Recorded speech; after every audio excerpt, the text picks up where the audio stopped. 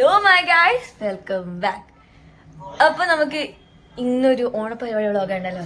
എൻ്റെ സ്കൂളത്തെ അല്ല, അമ്മയുടെ ഓഫീസിലെ ഓണപരിപാടിയാണ്. അപ്പം നമുക്കൊരു ഓണം വ്ളോഗ് ഉണ്ടായല്ലോ. So let's start. തന്നെ ഞാൻ റെഡി ആക്കണം. സോ ഫുഡ് കഴിച്ചു കഴിഞ്ഞു. അപ്പം നമുക്കിനി റെഡിയാക്കാം. അപ്പോൾ ഇതാണ് എൻ്റെ മേക്കപ്പ് പ്രൊഡക്ട്സ്. അപ്പോൾ നമുക്ക് സ്റ്റാർട്ട് ചെയ്യാം.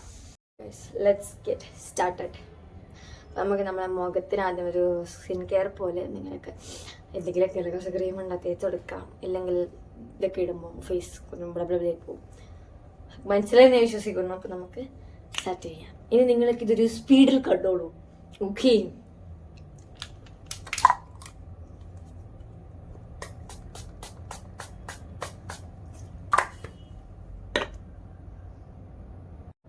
അതിൻ്റെ ഇടയിൽ എൻ്റെ അമ്മ വന്നിട്ട് എന്തൊക്കെയോ കേക്ക് തിരിപ്പിച്ചിട്ട് പോയി.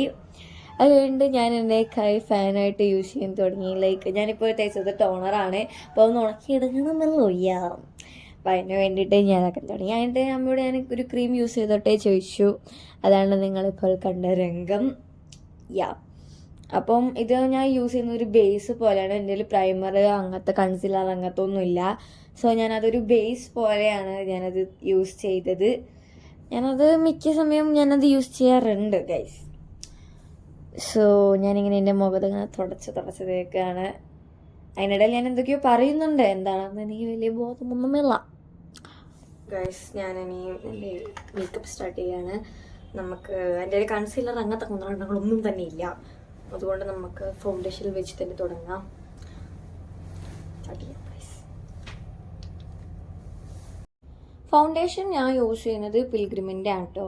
അതിന് ഏറ്റവും വലിയ ഹൈലൈറ്റ് പറഞ്ഞു കഴിഞ്ഞാൽ നല്ല വൃത്തിക്ക് അത് ബ്ലെൻഡായിപ്പോൾ, നല്ല സ്മൂത്തായിട്ട് അത് ബ്ലെൻഡായിപ്പോൾ. പിന്നെ ഗൈസ്, ഞാനൊരു കാര്യം പറയുകയാണെങ്കിൽ, ഞാനിങ്ങനെ എല്ലാ ദിവസവും ഇങ്ങനെ പൊട്ടിയിട്ട് നടക്കുന്ന ഒരു വ്യക്തിയല്ല. ഇനിയിപ്പോൾ ഇത് കണ്ടിട്ട് ഒരുപാട് പേര് തുടങ്ങും, നീ പൊട്ടിയല്ലേ. നോ, ഞാൻ പൊട്ടിയല്ല. എനിക്കിതൊന്നും അത്ര വലിയ താല്പര്യമില്ലാത്ത കാര്യമാണ്. അപ്പോൾ അതൊക്കെ വിട്. അതിനുശേഷം ഫൗണ്ടേഷൻ സെറ്റാക്കാൻ വേണ്ടി ഞാൻ യൂസ് ചെയ്യുന്നത് ഷുഗറിൻ്റെ കോമ്പാക്ട് പൗഡറാണ്.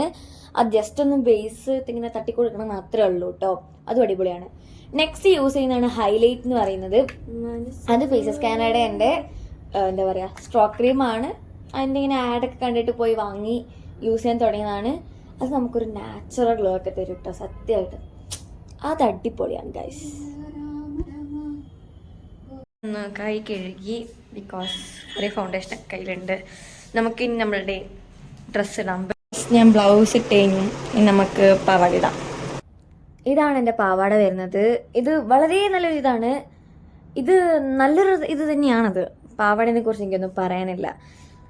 ഫുൾ കോസ്റ്റ്യൂം അടിപൊളിയാണ് ഗൈസ്. ഇതാണ് എൻ്റെ ഫുൾ ലുക്ക് വരുന്നത്. എനിക്ക് എന്നെ തന്നെ കാണുമ്പോൾ എന്ത് രസമാണ് ഇതിനെ കാണാൻ. ആ ഒരു വൈബാണ് കിട്ടിയത്. അത് കഴിഞ്ഞിട്ട് ഇതാണ് എൻ്റെ മേക്കപ്പ് വരുന്നത്.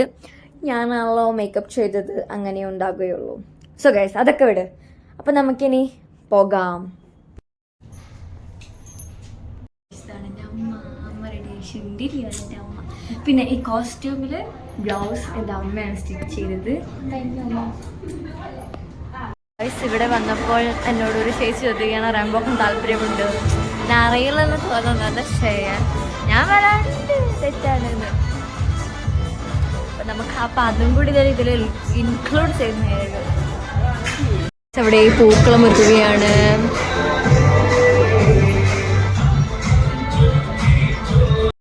നമ്മളിങ്ങനെ ഫോട്ടോ എടുക്കാൻ വേണ്ടി പോവുകയാണ്. ഞാനാണ് ഫോട്ടോഗ്രാഫർ, അമ്മയാണ് എൻ്റെ ഫോട്ടോഗ്രാഫർ. അങ്ങനെ ഫോട്ടോ എടുത്ത് പരിപാടിയൊക്കെ കഴിഞ്ഞു. ഒരു 100 ഫോട്ടോ എടുത്തതിൽ 2-3 എനിക്ക് ഇഷ്ടമായിട്ടുണ്ട്. ആസ് എ ഗേൾ ഞാനത് പ്രൗഡ്ലി പറയുന്നു. സത്യത്തിലെ കണ്ണട ഇതിനൊരു ഭംഗിയാണ് കിട്ടും. ഈ സമയത്താണ് നല്ല കണ്ണുകൾക്ക് നല്ല കാഴ്ച. ഇല്ലെങ്കിൽ ലെൻസ് ഒക്കെ ഉണ്ടായിരുന്നെങ്കിൽ നന്നായി ഞാൻ വിചാരിക്കുന്നത്. ഒരു ലെൻസ് വാങ്ങിക്കണം എന്തായാലും.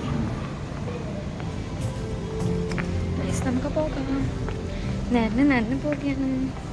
കാത്തുക്കാൻ ഒരാളെ കാണാനില്ല. This is my brother.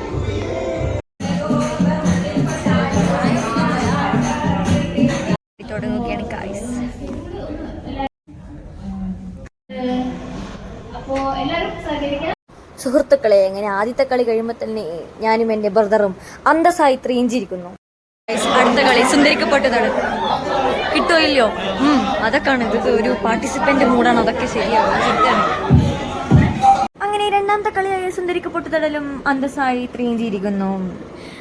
എന്താ ചെയ്യാനാണ്. മൂന്നാമത്തെ കളിയിൽ അന്തസ്സായി പൊട്ടിയതിന്റെ രോദനമാണ് നിങ്ങളെ കണ്ടുകൊണ്ടിരിക്കുന്നത്. 2 ഇതെങ്കിലും കിട്ടിയിരുന്നെങ്കിൽ ജയിക്കുമായിരുന്നു. അങ്ങനെ പൊട്ടിയതിന്റെ ക്ഷീണം മാറ്റാൻ വേണ്ടി ഞാൻ ഭക്ഷണത്തിലോട്ട് കടന്നിരിക്കുന്നു, സദ്യയിലോട്ട്. കഴിച്ച് പകുതി മുക്കാലാവുമ്പോഴാണ് ഞാൻ വീഡിയോയുടെ ഇടയിൽ ഓർത്തത്. എന്ത് ചെയ്യാനാണ്. നല്ല നല്ല സദ്യയായിരുന്നു കേട്ടോ ഗൈസ്. നല്ല ടേസ്റ്റ് ഉണ്ടായിരുന്നു. സാമ്പാറൊക്കെ അടിപൊളിയായിരുന്നു. പായസം ഉണ്ടായിരുന്നു. പായസം എനിക്ക് ഇഷ്ടമില്ലാത്തതുകൊണ്ട് ഞാനത് നേരെ എൻ്റെ അമ്മയ്ക്ക് കൊടുത്തു. സദ്യ ഈറ്റ പരിപാടി കഴിഞ്ഞു. ഇനി കുറച്ച് നേരം റെസ്റ്റ് എടുക്കട്ടെ. ഇത്ര നേരം റെസ്റ്റ് എടുക്കായിരുന്നില്ലേ, അപ്പം അതിൻ്റെ റെസ്റ്റ് അതെ, അതിൻ്റെ ക്ഷീണത്തിൻ്റെ അടുത്ത റെസ്റ്റ്. കുറച്ച് നേരത്തെ വിശ്രമത്തിന് ശേഷം ഞാൻ വീണ്ടും ചായ കുടിക്കാൻ ഇറങ്ങി. അപ്പോൾ നമ്മളെ പ്രോഗ്രാം സ്റ്റാർട്ടായി. ഡാൻസ് പാട്ടൊക്കത്തെ പരിപാടിക്ക് തുടങ്ങി. ഇതിൻ്റെ ഇടയിൽ ഒരു ട്വിസ്റ്റ് ഉണ്ട്. ഫാഷൻ ഷോ ഉണ്ടായിരുന്നില്ല, ബട്ട് ഡാൻസും പാട്ടൊക്കെ ഉണ്ടായിരുന്നു. എൻ്റെ വക ഒരു ഡാൻസ് ഉണ്ട് ഗൈസ്, അതിൻ്റെ ക്ലിപ്പ് ഞാൻ ഇവിടെ എവിടെയെങ്കിലും കൊടുത്തേക്കാം.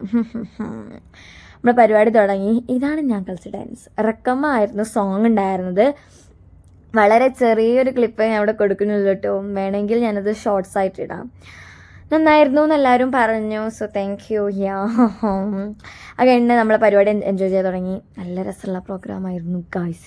അത് കഴിഞ്ഞിട്ട് എൻ്റെ ഒരു സർപ്രൈസ് മൊമെന്റ് അത് കണ്ട് എല്ലാവർക്കും ഇഷ്ടപ്പെട്ടിട്ട് അവരെനിക്കൊരു ബെസ്റ്റ് പെർഫോമർ എന്നുള്ളൊരു ഗിഫ്റ്റ് തന്നു. Thank you so much. Work book. അതൊരു ഡാർക്ക് ഫാൻറ്റസീൻ്റെ പെട്ടിയായിരുന്നു. അടിപൊളി. Thank you so much. നല്ല പ്രോഗ്രാമായിരുന്നു കേട്ടോ. സുഹൃത്തുക്കളെ, ഇന്നത്തെ ഓണപ്പരിപാടി അടിപൊളിയായി കഴിഞ്ഞു. എനിക്ക് കുറേ വീഡിയോ ഒന്നും എടുക്കാൻ പറ്റിയില്ല. കുറേ നേരം പരിപാടിക്ക് കഴിഞ്ഞു. ഫുഡ് കഴിക്കുന്ന വീഡിയോ ഒന്നും എനിക്ക് എടുക്കാൻ പറ്റിയില്ല. അപ്പോഴത്തേക്ക് എൻ്റെ ഫോൺ സെറ്റ് പോയായിരുന്നു. അപ്പം ഇപ്പാണ് വീട്ടിലെത്തി ഞാൻ ഇപ്പോൾ ഒരു ചാർജാക്കിയിട്ടാണ് വീഡിയോ എടുക്കുന്നത്. സോ ഇത്ര വരെ കണ്ടിരുന്നത് നന്ദി. ബൈ.